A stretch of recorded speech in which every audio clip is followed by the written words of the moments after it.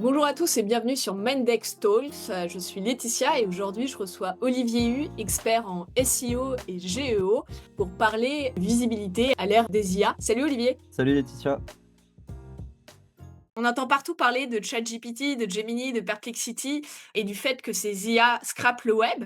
Pourquoi des médias et les entreprises les bloquent? Bah, en fait, ces IA, comme ChatGPT, Perplexity, Gemini, elles ont besoin de beaucoup de données. Donc, elles vont envoyer des bots. Des bots, c'est des sortes de logiciels qui vont aller crawler les sites web, donc qui vont parcourir les pages des sites web pour récupérer tout le texte essentiellement qu'il y a dessus, mais aussi les images. Et donc, ils vont crawler très fortement sans forcément respecter les règles. Toutes ces données-là vont leur permettre à ces IA de s'entraîner et ce qui va leur permettre d'être de plus en plus «intelligentes» entre guillemets. Mais il y a une grosse problématique, c'est qu'elles vont, utiliser ces données, sauf qu'elles vont pas citer, qu'elles ont pris les données de tel ou tel site et elles vont aussi pas rémunérer. Mais du coup, il n'y a pas encore d'accord entre les médias et les IA? Alors, au niveau français, il y en a pas énormément. Je crois qu'il y a, par exemple, l'AFP avec Mistral, Perplexity, qui doit avoir un accord avec Le Figaro et Le Monde et OpenAI, je crois, Le Monde. Mais au niveau mondial, il y a quand même quelques accords. Mais c'est vrai que la majorité des médias en France n'ont pas forcément d'accord, donc peuvent se faire scraper leurs données et rien avoir en contrepartie. Et ça veut dire que là, on parle des médias, mais moi, mon site perso, je peux me faire piquer complètement le contenu par les IA. Bah, oui, parce que les bots, en fait, ils vont scraper l'ensemble du web. Donc scraper, c'est-à-dire, ils vont parcourir et récupérer les données de l'ensemble du web. Donc toi, si tu as un site, ils pourraient aussi se prendre ces données et ça pourrait servir dans les réponses que va fournir l'IA aux utilisateurs. Donc en fait, il y a des vraies problématiques là-dessus. C'est qu'on se fait prendre notre contenu et derrière, on a, comme je l'ai dit, pas de contrepartie. C'est-à-dire qu'on va pas forcément avoir de trafic qui va être derrière ou de rémunération. Et donc ça va entraîner aussi, pas mal de problématiques, pour les sites informationnels. Il y a pas que les IA, il y a aussi, Google qui copie les contenus dans ses extraits, non? La différence, c'est que Google classique, lui, il va, prendre ton contenu, il va le crawler, le prendre, calculer, mettre des algorithmes dessus pour en fait classifier les différentes pages en fonction de leur pertinence. Et donc si tu es bien classé, si par exemple, tu es dans le top 3, top 5, tu vas pouvoir facilement réussir à générer du trafic et grâce à cela, générer des revenus. Les IA, elles vont fonctionner différemment. C'est qu'elles vont prendre ton contenu, elles vont l'analyser et elles vont reformuler une réponse derrière qu'elles vont fournir aux utilisateurs. Parfois, elles te citeront ou elles mettront des sources, mais c'est pas toujours le cas. Et donc, en fait, tu vas avoir une forte diminution du trafic qui va venir sur les sites en provenant de cette source, de la source IA. Et c'est ce qu'on appelle l'effet zéro clic. Oui, c'est bien ça, l'effet zéro clic, c'est donc le fait de plus avoir forcément de trafic. Alors, c'est pas forcément lié de base que aux IA. Google, et vous l'avez sans doute vu depuis quelques années, maintenant depuis plus de 5 ans, il a mis en place des fonctionnalités qui ont commencé à créer cet effet zéro clic. C'était la position zéro, par exemple, un petit encadré qu'on avait tout au début. C'était aussi, par exemple, la météo. Vous avez directement la météo dans Google, les destinations et tout ça. Et ça a entraîné un effet zéro clic qui s'est largement accentué avec l'apparition des moteurs génératifs comme ChatGPT. Parce que là, on a clairement plus besoin, même pour aller plus loin, d'aller sur le site web. Il nous suffit en fait de demander à ChatGPT de compléter sa réponse et il va le faire. Et donc, les sites internet deviennent des fournisseurs de contenu et donc ils permettent aux IA de s'entraîner, mais ils reçoivent pas de trafic derrière qui vont leur permettre de générer des revenus. Du coup, quelles sont les conséquences? Les conséquences, c'est déjà moins de trafic, c'est-à-dire que même si on apparaît bien, même si on arrive à être bon en géo sur, les IA, donc à bien se positionner sur, prompt et les requêtes des utilisateurs, on va avoir quand même moins de trafic. On va aussi avoir beaucoup moins de revenus. Alors c'est surtout le cas pour les sites informationnels et les médias.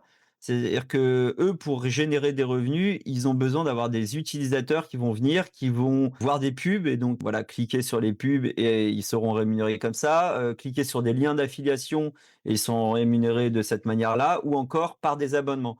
Pour ces sites-là, la problématique, c'est qu'en ayant beaucoup moins de trafic, on arrive à avoir beaucoup moins tout simplement de revenus et donc c'est très embêtant pour eux et en plus, une autre problématique, c'est plutôt la charge serveur. C'est-à-dire qu'on a certes moins de trafic, mais on a beaucoup de trafic de bots qui vont arriver parce qu'on n'a pas une IA, on a une multitude d'IA. Ils vont envoyer beaucoup de crawlers sur nos pages. Ça va donc toujours maintenir une forte charge, mais par contre, on n'aura plus les revenus derrière pour faire fonctionner aussi bien nos serveurs. Du coup, il faut mieux bloquer les bots IA? Ah, c'est pas si simple que ça, en fait. Si on les bloque, on se coupe potentiellement de trafic et de revenus futurs et si on les bloque pas, on se fait piquer le contenu. Donc c'est vraiment des stratégies, à établir en fonction de chaque site et il y a pas de vraie stratégie, gagnante. Et si on veut le faire concrètement, on fait comment? Alors, si on veut le faire, techniquement, on pourrait tout simplement utiliser le robot TXT. Il est suivi normalement et la plupart du temps par tous les bots, des moteurs génératifs, mais déjà été vu par exemple que Perplexity peut ne pas respecter le robot TXT dans certains cas. Donc après, on peut avoir d'autres niveaux, on peut mettre, des filtres au niveau des IP parce qu'ils nous fournissent en fait leurs IP la plupart du temps. On peut aussi mettre en place du reverse DNS. Ça va permettre de bien voir ce qui se connecte à notre serveur est bien celui qui dit. Donc en fait, on va vérifier que c'est bien un bot IA. Ou encore, on peut avoir des firewalls. Par exemple, il y a Cloudflare ou Akamai qui vont mettre en place des firewalls spécifiques aux IA. Mais c'est toujours la même chose. Est-ce que c'est la bonne solution de tout bloquer? On peut se dire qu'aujourd'hui, oui. Mais si demain tout le trafic il vient des moteurs génératifs, ça sera plus le cas. Mmh. Et après, il y a une autre question. Google avec son IA Gemini, utilise Googlebot. Donc, de toute manière, on peut pas vraiment bloquer Googlebot parce que sinon, on bloque le SEO et donc là, on se bloque une grosse partie du trafic. Comment on sait quand une IA crawl notre site? On va tout simplement regarder les log serveurs et les log serveurs vont nous permettre, en fait, d'identifier l'user agent et l'user agent, dedans, en fait, on a le nom du robot, du crawler qui passe, sur notre site et on va avoir notamment GPT-Bot pour ChatGPT, on va avoir Perplexity Bot ou Claude ce sont des noms de bots IA. Et est-ce que tu risques pas d'avoir des impacts côté SEO? Normalement, pas trop, mais on peut en avoir un petit peu dans le sens, surtout au niveau de Google parce que, si on voulait vraiment bloquer Gemini, on peut bloquer, Google Extend, qui est un des bots utilisés par Google pour Gemini. Mais comme je le disais avant, ils utilisent aussi Googlebot, le crawler classique du SEO, le crawler pour Google Search et donc là, on peut pas vraiment le bloquer, bah, sinon on a un impact direct sur le SEO. Donc en fait, ce qu'il va falloir se demander, c'est est-ce que on veut que notre site, il soit ouvert totalement et donc qu'il puisse servir comme base d'entraînement pour les IA? Est-ce que cela nous gêne? Est-ce que ça a un impact, par exemple, sur notre, modèle d'affaires? Ça va être un vrai équilibre, en fait, stratégique entre la visibilité et la protection, de nos contenus. Et pour se protéger, du coup, tu penses qu'il faut mieux bloquer tout le monde? Je pense pas qu'il faille bloquer, tout le monde. Je pense que globalement, on doit laisser nos contenus ouverts. Alors, il y a certains cas, par exemple pour les médias qui ont des contenus payants avec un paywall. Là, moi, je ne laisserai pas ouverts, les contenus et je ferai les mêmes règles qu'actuellement ils ont pour, Google, en regardant bien que les bots IA ne puissent pas réussir à passer ces paywalls-là. Mais sinon, globalement, pour la plupart des sites, des autres sites informationnels, moi, je laisserai ouvert. Si on aura un impact sur le trafic, bah, il va falloir réussir à chercher à augmenter notre notoriété sur ces IA pour réussir à capter un trafic, peut-être différent et des revenus qui seront différents.